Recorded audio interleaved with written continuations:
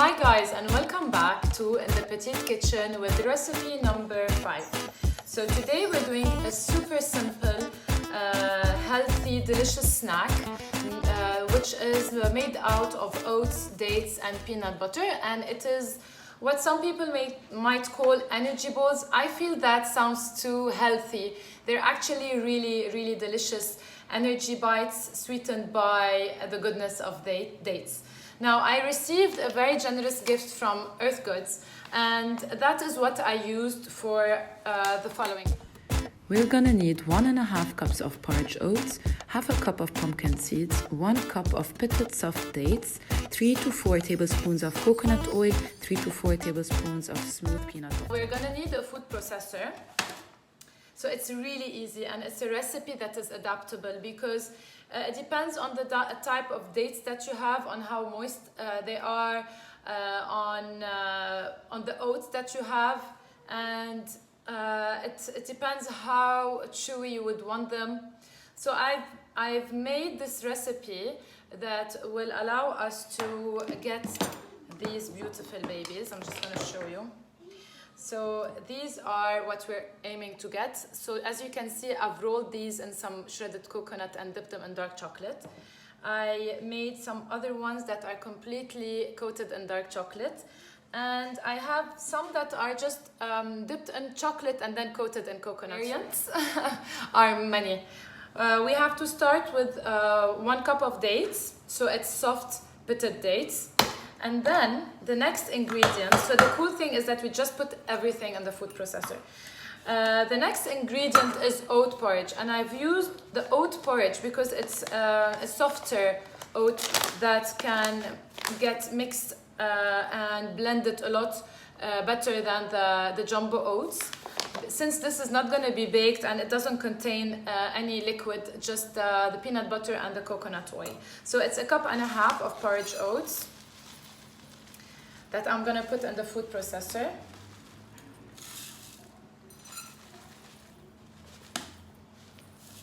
And then we're gonna also use pumpkin seed.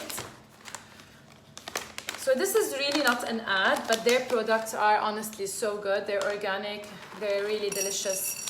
So 1/2 cup of pumpkin seeds. Or you could use sunflower seeds or any other seed that you have. So, and then we're gonna start with 3 tablespoons of coconut oil. And if we feel that it's a bit dry, we can add more. So 1, 2, and 3. And then we're gonna add 3 tablespoons of soft, good quality, unsweetened, unsalted, no oil added type of peanut butter. And they also have it actually in Earth Goods as well, if you end up ordering. So 3 tablespoons to start with, and then if we need more, we can add. So the cool thing about this recipe is that we just add everything into the food processor. So you would want to be generous with the tablespoons of peanut butter.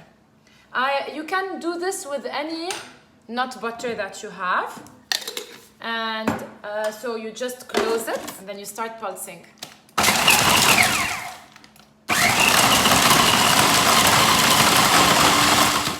This is the texture that we have at this point. It is sticky, but it still doesn't come together very easily. It's still very crumbly. So what I'm gonna do is just add a tiny bit of coconut oil, like 1/2 teaspoon. Always add a bit by bit, so you don't end up adding too much, because when you add, you can't remove.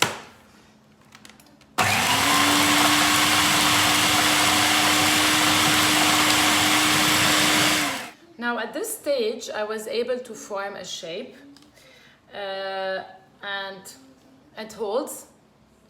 So we can just start rolling.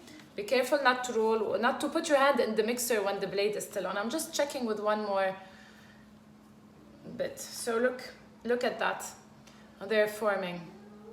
I will add just a tiny bit of peanut butter because I love peanut butter. And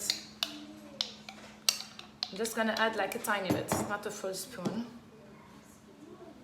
And then I will blend one last time and start rolling.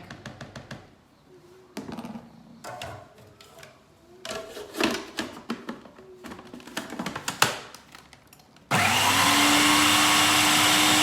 gonna remove my blade. And so look at that. It feels very crumbly, but I think it's the perfect consistency. So the best way to do that is to, again, have my famous soup spoon. Take a bit, just to make sure that you have the same quantity each time.